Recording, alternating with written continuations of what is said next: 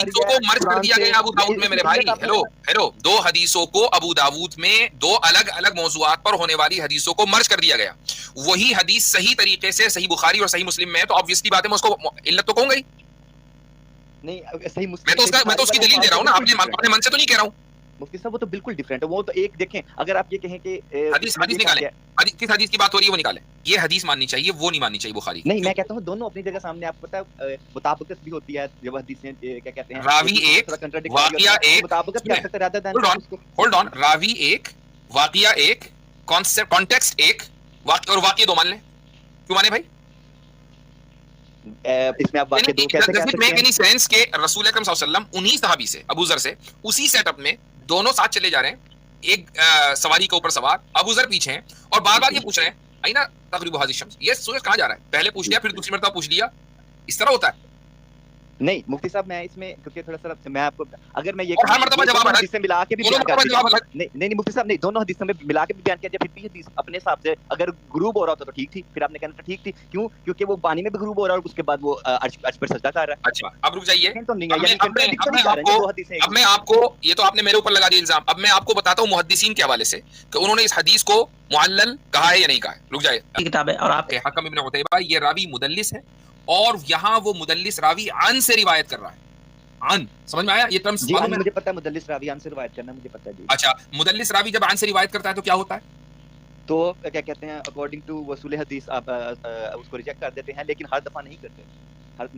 मैं इस चीज, अच्छा, किस दफा नहीं करते जरा बताना, वो बताएं किस दफा नहीं करते, और वो जिस दफा नहीं करते वो यहाँ एप्लीकेबल है कि नहीं?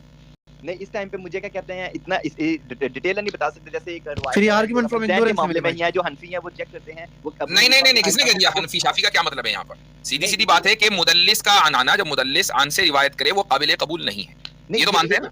नहीं, मैं ये कहता हूँ कि ये जो डिफरेंट स्कूल ऑफ थॉट्स हैं वो अपना, इसका ताल्लुक कोई डिफरेंट स्कूल ऑफ थॉट नहीं है। खामखा की बात करने की कोई फायदा नहीं है। जिस चीज का इल्म ना हो उस पर जबान खोलने से कोई फायदा नहीं। साइंस का इल्म नहीं, हमें मालूम है, हदीस का इल्म नहीं, लेकिन जब इसका स्कूल ऑफ थॉट नहीं देना। हमें ये मालूम है कि अगर हदीस एक मर्तबा मुदल्लिस रावी रिवायत करे अन से, हाँ कहीं और अगर वो उसी रावी से तहदीस की सराहत कर दे, हदसना कह दे, तो आप काबिल कबूल होगी। यहाँ वो अन से रिवायत कर रहा है, क्यों माने भाई? लेकिन इस्लाम 360 इसको सही क्यों कह रहा है? ओ भैया, इस्लाम 360 बनाने वाले एपिस से पूछो, हमसे क्या। मैं तो आपको उसकी बुनियाद पर बता रहा हूँ, मुहद्दिसीन ने जो कहा। चलो ये टेक्निकल बेस पर ये हदीस सही है, आप ये टेक्निकल बेस पर। दूसरी बात, किसी हदीस का बुखारी और मुस्लिम में आना और उसी हदीस का दूसरे अल्फाज में अबू दाऊद में आना, दोनों में मुहद्दिसीन के इजमा के मुताबिक राजह कौन सा है?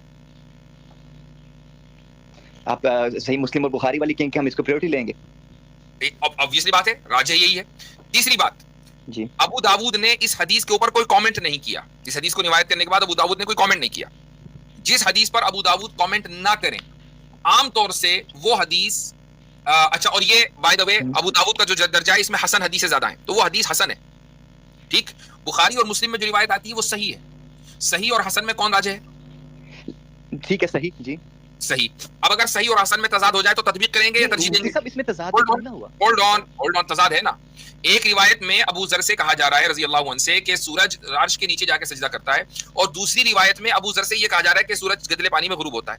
हाँ, तो गदले पानी में गुरूब होकर भी तो अर्श के नीचे, वैसे भी किस अर्श के नीचे? ये सारे जो ज़हनी हिचको